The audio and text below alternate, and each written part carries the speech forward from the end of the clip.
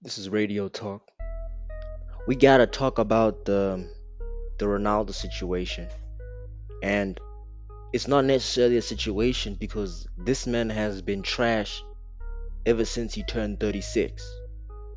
And the Ronaldo fan base, or should I say the Glazers, the Ronaldo Glazers, grown ass men who feminize over another grown ass man who's never met them before. Those are the types of CR7 fans we're talking about.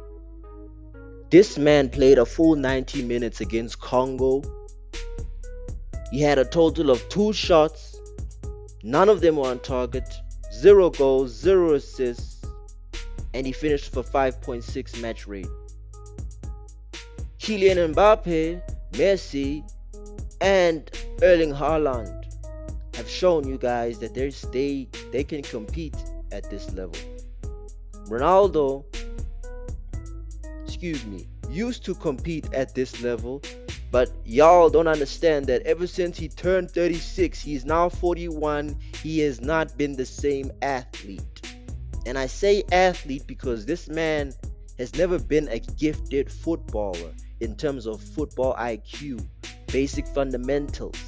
He's been explosive, he has had a gifted body and is a freak of an athlete, and he's used those elements of his game to dominate the sport of football. Or as the Americans like to say, soccer, because it's the World Cup in America now. Not that they know if the sport the way we do as Africans, Europeans, the whole world essentially.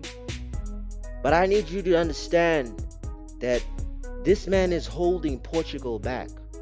He's holding Bruno Fernandes back. He's holding Pedro Neto back. The whole squad. I've never seen this Portugal team this strong in so long. They have star players in the defensive end, midfield. They got practically the best midfield in the tournament, in my opinion. They got a player that just broke a Premier League record of the most assists, but he can't play with Cristiano Ronaldo. Why? Because Cristiano Ronaldo has a huge ego and is uncooperative.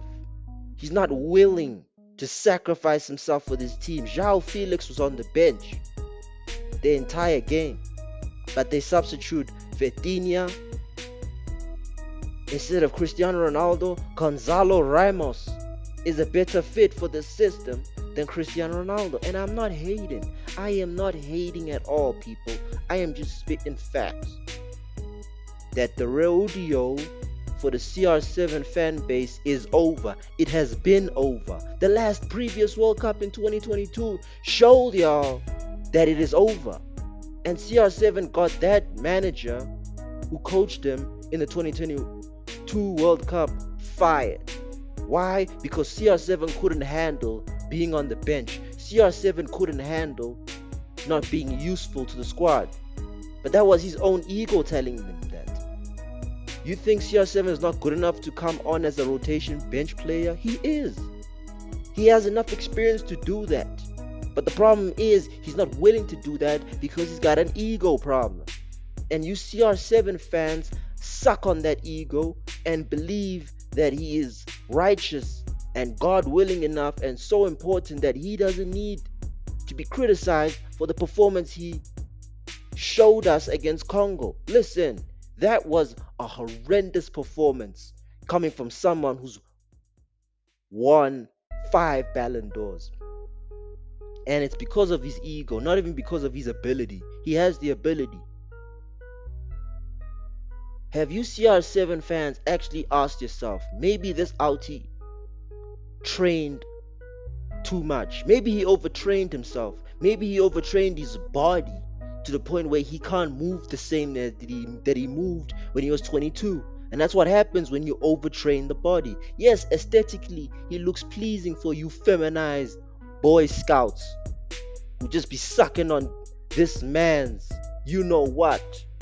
But you gotta understand, guys, CR7 is not the same athlete because he overtrained. Training every day is not gonna benefit you. Look at Vegeta, look at Goku. Goku had the most rest days, took recovery seriously, and ended up beating every villain. Who did Vegeta beat? Vegeta's my OG GOAT. But the point is, CR7 is washed. Y'all need to understand that, and y'all need to register it in your minds. Because these NPCs, they just refuse to believe that this guy is not the same player and athlete that he was. Like and subscribe. I'm out.